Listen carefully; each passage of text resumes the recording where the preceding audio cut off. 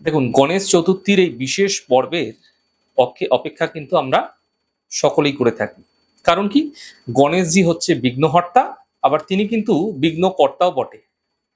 তাই আপনার জীবনে যদি কোনো বিঘ্ন আসছে, তা যেকোনো কার্যে হতে পারে। আপনার অফিসে হতে পারে, আপনার কর্মস্থলে হতে পারে, আপনার ব্যবসা ক্ষেত্রে হতে পারে, আপনার বিবাহ সম্বন্ধীয় জায়গায় হতে পারে, যেকোনো ক্ষেত্রেই বিঘ্ন আসতে পারে, বাধা আসতে পারে। তাহলে গণেশ চতুর্থীর এই বিশেষ পর্বকে আপনারা কাজে লাগান।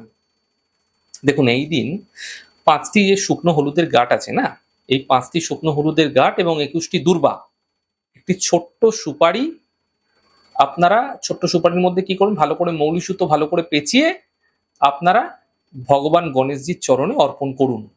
এই ৩টে জিনিস, ৫টি শুকনো হলুদের গাঁট অর্পণ করবেন, ২১টি দূর্বা অর্পণ করবেন, একটি মৌলি সুতোতে পেঁচিয়ে সুপুরি অর্পণ করবেন।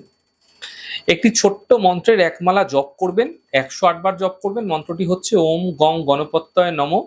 এরপর আপনি আপনার বিঘ্ন যেন দূর হয়ে যায় তার মনস্কামনা জানান, প্রার্থনা জানান, এবং আপনাকে মনে মনে সংকল্প করতে হবে যে এই প্রক্রিয়া আপনি ১৭টি বুধবার করে যাবেন। এটা কিন্তু আপনাকে সংকল্প নিতে হবে।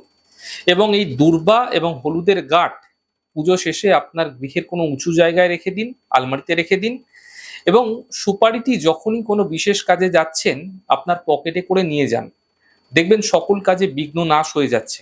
এবং এই ছোট্ট প্রক্রিয়া ৫-৬টি বুধবার করতে করতেই আপনি বুঝতে পারবেন যে আপনার বিঘ্নগুলি দূর হয়ে যাচ্ছে, বাধাগুলি দূর হয়ে যাচ্ছে। আপনার যে কাজে বাধা আসছিল মুখ্যত, সেই কাজে বাধা দূর হচ্ছে, আপনি সাফল্য পাচ্ছেন।